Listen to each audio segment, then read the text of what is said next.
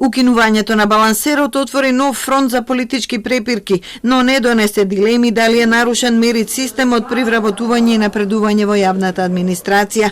Правните експерти се согласуваат дека балансерот одамна бил зрел за укинување, а процентот на вработеност на албанците најмногу е подигнат и стигнал до 19,6% пред неговото донесување во 2015. Се очекува поинакво решение за начелото правична застапеност, која не треба да се меша со партиска застапеност. Целиот фокус на дебатата е тотално погрешен.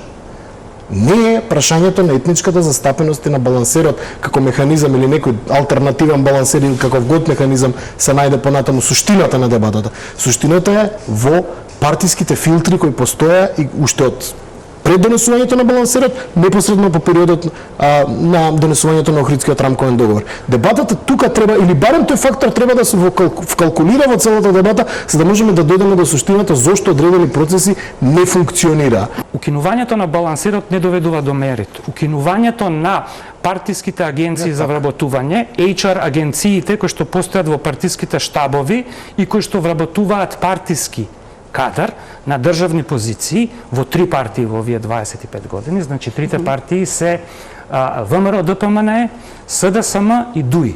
Укинувањето на тој модус ќе доведе до мерит систем, не укинувањето на балансерот.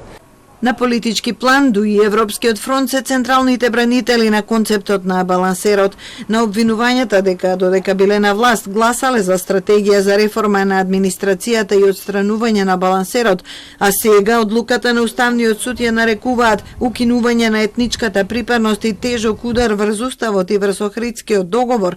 ДУИ објаснува дека и во јули 23 биле против стратегијата и дека таа никогаш не била изгласана во собранието. После предлогот за оваа стратегија, за која што ДУИ се спротивставуваше и во тоа време, се закони во чии одредби се наоѓа одредба за правичната и соодветната застапеност. Демократската унија за интеграција од секогаш била и ќе остане главен бранител на Охридскиот рамковен договор, од кој што произлегува, меѓу другото, и начелото на правична и соодветна застапеност. Владеачката вреди најавува нов закон за правична застапеност. Би требало да се одржи насоки за некаква евиденција на етничката припадност или дополнителни бодови за припадниците на заедниците. Коалицијскиот партнер ЗНАМ не верува дека етничкиот приоритет ќе донесе квалитет, но верува дека решение ќе се најде.